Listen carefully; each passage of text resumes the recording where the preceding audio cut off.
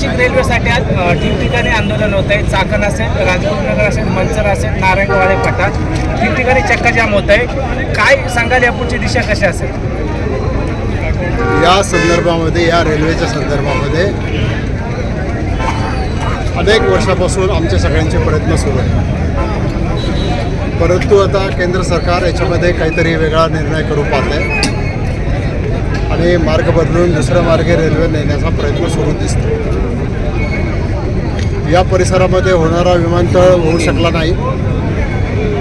तर ही जी रेल्वे आहे ही काही फक्त प्रवासी वाहतुकीची रेल्वे नव्हती. शेतमाल, फळभाज्या, फळं या सगळ्या वस्तू शिर्डीच्या विमानतळापर्यंत आणि विमानाने परदेशामध्ये पाठवण्याच्या दृष्टिकोनातून ही रेल्वे फार महत्त्वाची होती.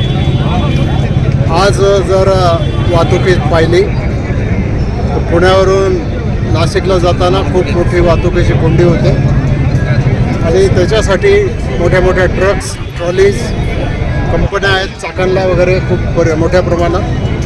त्यामुळं अडचण तयार होते आणि म्हणून ही रेल्वे जशी शेतकऱ्यांसाठी गरजेची आहे, विद्यार्थ्यांसाठी गरजेची आहे, नागरिकांच्यासाठी गरजेची आहे आणि पुणे आणि नाशिक आणि ठाणे, मुंबई असा हा जो ट्रँगल आहे, हा ट्रँगल जोडायचा प्रयत्न या रेल्वेच्या माध्यमातून करायचा आमचा पूर्वीपासूनचा निर्धार होता आहे आणि तोच निर्धार आम्ही पुढे नेणार आहोत.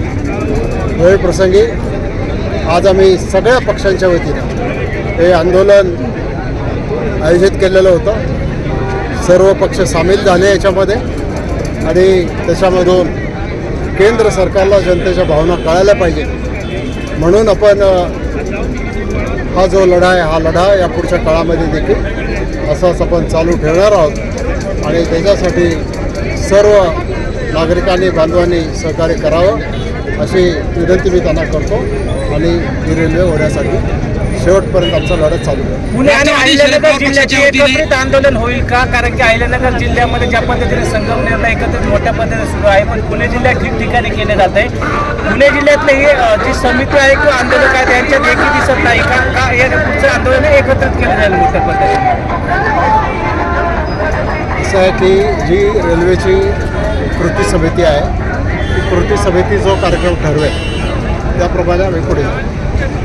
शरद पवार पक्षाचे खासदार उद्या प्रधानमंत्र्यांची भेट घेणार आहेत रेल्वे संदर्भात.